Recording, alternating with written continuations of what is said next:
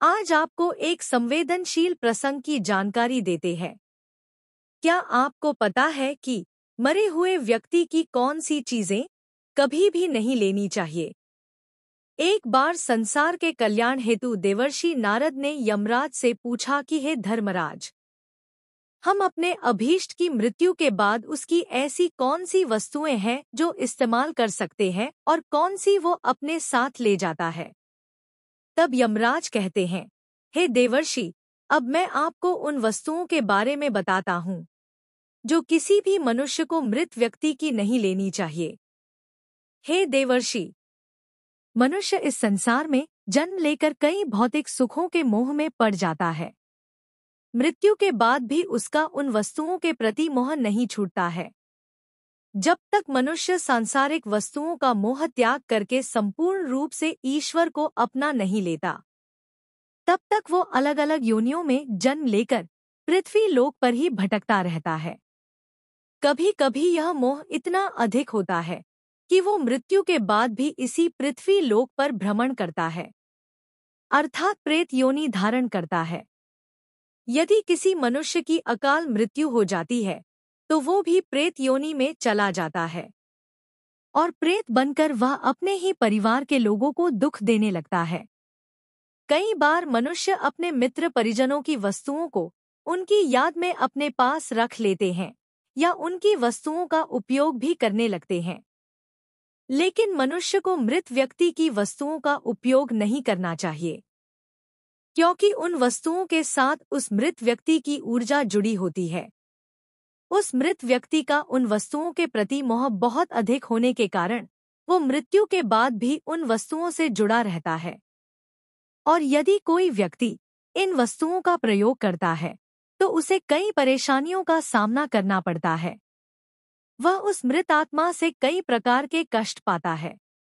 इसलिए किसी भी मनुष्य को मरे हुए व्यक्ति की चीजों का इस्तेमाल कभी नहीं करना चाहिए।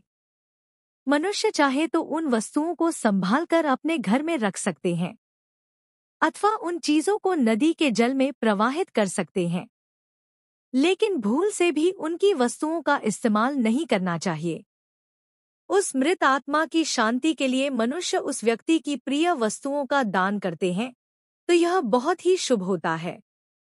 सबसे पहली वस्तु है मृत व्यक्ति के कपड़े। मृत व्यक्ति के कपड़ों का कभी भी इस्तेमाल नहीं करना चाहिए। उन्हें भूलकर भी पहनना नहीं चाहिए।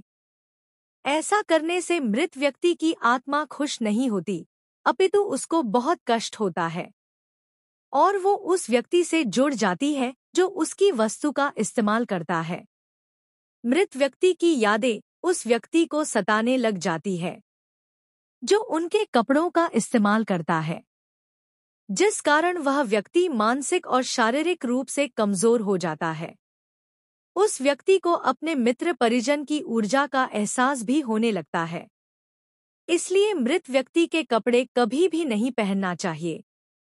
मृत व्यक्ति के कपड़े हमेशा दान कर देने चाहिए, जिससे उसकी आत्मा को शांति प्राप्त हो जाती है। दूसरी चीज है मृत व्यक्ति के गहने। मृत व्यक्ति के गहने भी उसके कपड़ों की तरह ही उसकी ऊर्जा के स्रोत होते हैं। मृत व्यक्ति का अपने गहनों से लगाव कपड़ों से भी कई गुना ज्यादा होता है, क्योंकि प्रत्येक व्यक्ति गहने को खुद को सुंदर प्रतीत करने के लिए पहनता है।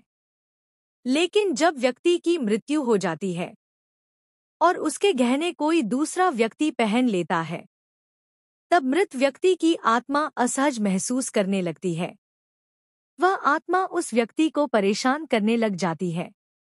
आत्मा मोक्ष की राह पर ना जाकर इस मृत्यु लोक में अपने ही परिजनों को परेशान करने में लग जाती है। इसलिए मृत व्यक्ति के गहनों का भी कभी इस्तेमाल नहीं करना चाहिए।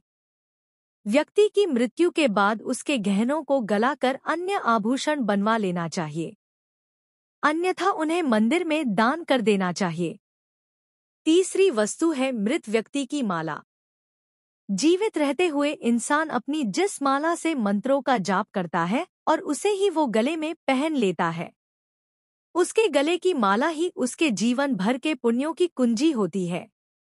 मृत्यु के बाद व्यक्ति की माला को कभी जीवित मनुष्य को धारण नहीं करना चाहिए। उसकी माला को पवित्र नदी के जल में प्रवाहित कर देना चाहिए।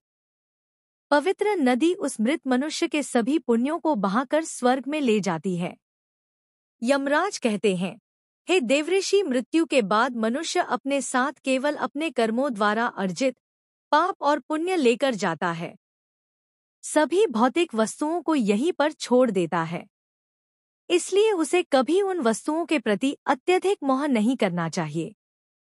इस प्रकार से यमराज ने देवर्षि नारद को मृत व्यक्ति के संदर्भ में यह अत्यंत महत्वपूर्ण कथा सुनाई। अगर आपको ये वीडियो अच्छी लगी हो तो लाइक, शेयर और ऐसे ही वीडियो को देखने के लिए हमारे चैनल को सब्सक्राइब जरूर करें। धन्यवाद। राधे राधे।